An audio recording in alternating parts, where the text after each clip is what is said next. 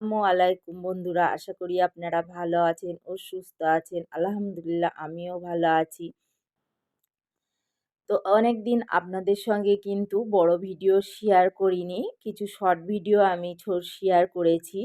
তো অনেকেই দেখেছেন। তো চলুন আমি কি কি বীজ লাগিয়েছি, বীজ থেকে চারা উঠেছে সেগুলো আজকে আপনাদেরকে ঘুরিয়ে দেখাবো।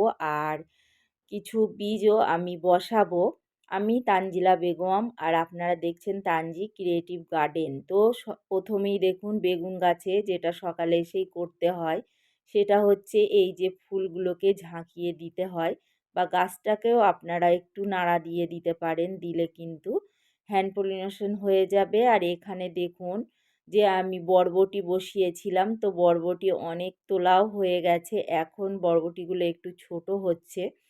তো শীতকালেও কিন্তু বেশ বরবটিটা ভালোই হয়, আর আমি কিন্তু বেশ ভালোই এবারে বরবটি গাছ থেকে কিন্তু বরবটি পেয়ে যাচ্ছি।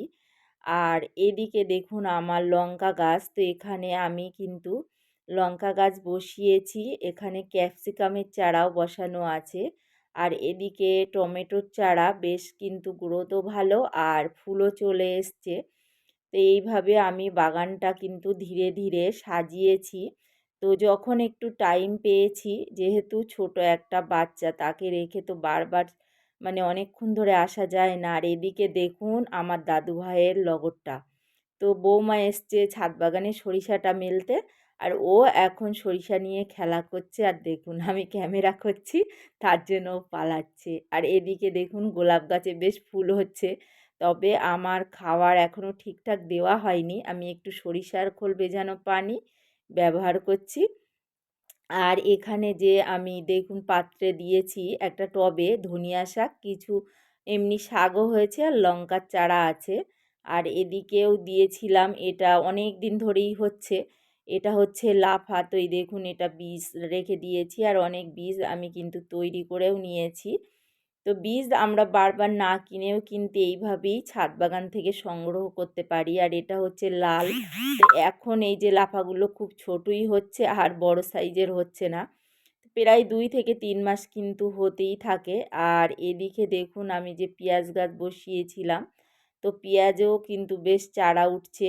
আর এখানে ধনিয়া শাক, তো ধনিয়া শাক আমি এগুলো তুলে নিচ্ছি, কারণ অনেক ধনিয়া শাক আমি কিন্তু লাগিয়েছি।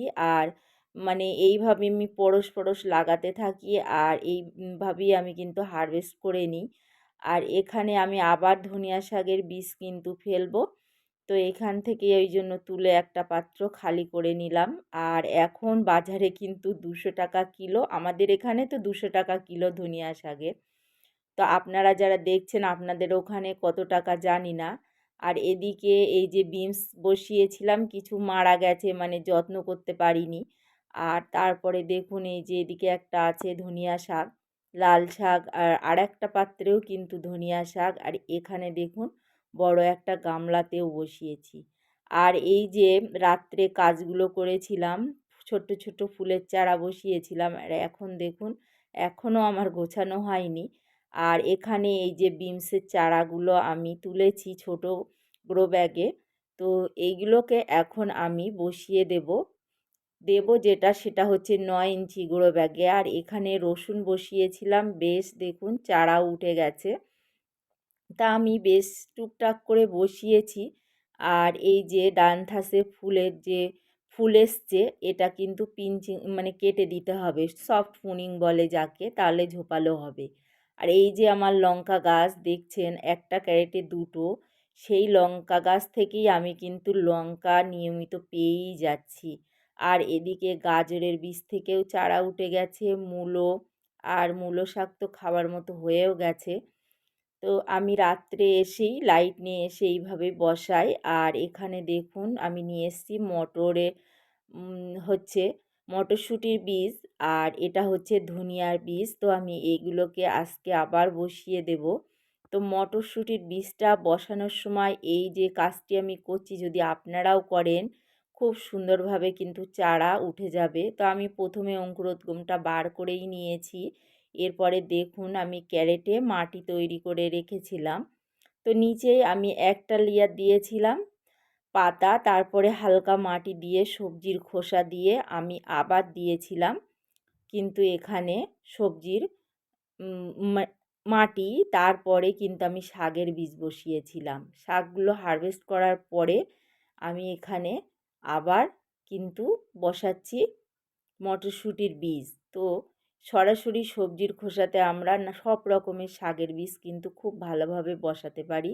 তো আমি একটা ক্যারেটে দেখুন 3টে লাইন করে নিয়েছি, তারপরে দিয়েছি হলুদ গুঁড়ো, আপনারা দেখতেই পেয়েছেন, তারপরে একটু হিউমিক অ্যাসিড হালকা করে দিয়েছি। এবারে এই যে বীজগুলো আমি বসাচ্ছি একটু গ্যাপ রেখে, তবে দেখুন যে মানে বীজ থেকে যে অঙ্কুরোদ্গমটা বার হয়েছে সেটা কিন্তু নিচের দিকে দেবেন, উপরের দিকে দেবেন না, তাহলে কিন্তু চারাটা ভালোভাবে উঠবে না। আর মাটিটা হালকা ভিজে আছে, তো উপর থেকে আমি একটু পানি ছিটিয়ে দেব, বেশি ভিজা মানে ভিজিয়ে দিলে কিন্তু পচে যাবে বীজগুলো। তো এইভাবে মাটি চাপা দিয়ে দিলাম, আর এইখান থেকে খুব সুন্দরভাবে কিন্তু চারা উঠবে। চারা উঠলে পরের আপডেট তো দিতেই থাকবো। তো এবারে আশা করছি আপনাদেরকে আবার ভিডিও দিতে থাকবো। আপনারা হয়তো ভাববেন মাঝে মাঝে ভিডিও দেয়, ছাড়ে না। তো আমি একা মানুষ, ছেলে মিশনে থাকে, আর যেহেতু মেয়ে আছে আর আপনার দাদা, তো একাই এই বাগানটা করতে গেলে আমাকে তো একটু সংসার মানে ঘরের কাজ করেই তো বাগান করব, তার জন্য। আর আমাদের যেহেতু কাজের লোক তো থাকে না, যারা প্রকৃত ছাদ বাগান মানে ডিউটি রেগুলার দেন, দেখবেন যারা ভিডিও করেন, আশা করছি যারা দেখেন অবশ্যই তাদের কিন্তু এরকম মানে কাজের লোক আছে বা ছাদ বাগানেও হেল্প করে। তো যেহেতু আমি একাই করি সবটাই, তো এই কারণে আমার একটু অসুবিধা হয়ে যায়। তো চলুন, আমি শীতের সবজি শীতেই অবশ্যই পছন্দ করি, তো আমার ভালোই লাগে, অসুবিধা নেই। এখনও সেইভাবে কিন্তু ঠান্ডা পড়েনি। তো এইগুলো বসানোর পর কিছু বীজ আছে, সেগুলোকেও আমি আবার বসিয়ে দেব অন্য পাত্রে, তা আপনাদেরকে দেখিয়ে দিলাম। এরপরে চলে আসলাম বিমসের চারাগুলো বসাবো। তো 9 ইঞ্চি গ্রো ব্যাগ নিয়েছি। তো মাটিটা তৈরিটাও আপনাদেরকে বলে দিই।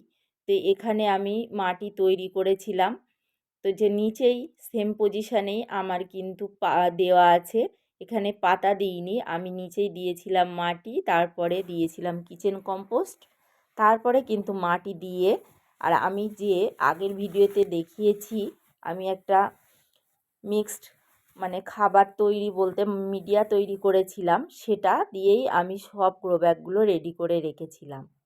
তো সেই গ্রো ব্যাগেই আমি কিন্তু বসিয়ে দিচ্ছি।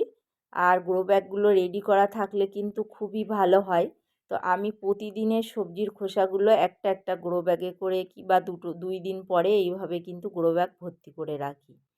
এরপরে দেব পানি। তো এখানে পানি নিয়েছি আমি হিউমিক অ্যাসিড, আর একটু নিয়েছি সাব ফাঙ্গিসাইড। এ দিলে শিকড়ও দ্রুত বৃদ্ধি হবে, আর গোড়ায় কিন্তু কোনো পচা লাগবে না। তো আমি এখানে হলুদ গুঁড়ো ব্যবহার করলাম না, আমি প্রথমে একটু সাব দিলাম। আর সামনে দেখতে পাচ্ছেন একটা 9 ইঞ্চি গ্রো ব্যাগে লাল শাক হয়ে আছে। তো এরকম 9 ইঞ্চি গ্রো ব্যাগেও কিন্তু লাল শাক আমরা তৈরি করতে পারি। তো এটা বীজ একটু পড়ে গিয়েছিল, তো তারপরেই দেখলাম খুব সুন্দর শাকটা হয়েছে, তো আমি রেখে দিয়েছিলাম। তো এখান থেকেও আমি কিন্তু বেশ একটা শাক কিন্তু পেয়ে যাব। তো এইভাবে বাগান অবশ্যই আপনারা তো অনেকেই করে ফেলেছেন বা করুন। আমি কিন্তু বসে মানে রুখে থাকি না, কাজ চলতে থাকে। ভিডিওটা আমার দেওয়া হয় না, কারণ এডিট করার সময় বা ভিডিও করার সময়টা আমি ঠিক মানে পাই না, যার কারণেই আমি দিতে পারি না। তো এখানে কিছু ধনিয়ার বীজ বসাবো। তো এই গ্রো ব্যাগগুলোও আমার রেডি করা আছে। তো প্রথমে আমি ধনিয়ার বীজগুলো দিয়ে দিচ্ছি, তবে তা একদিন আগে আমি এই গ্রো ব্যাগগুলো কিন্তু ভিজিয়ে রেখে দিয়েছিলাম, মানে পানি দিয়ে রেখে দিয়েছিলাম। তো পানিটা দিয়েছিলাম হিউমিক অ্যাসিড আর সাব ফাঙ্গিসাইড।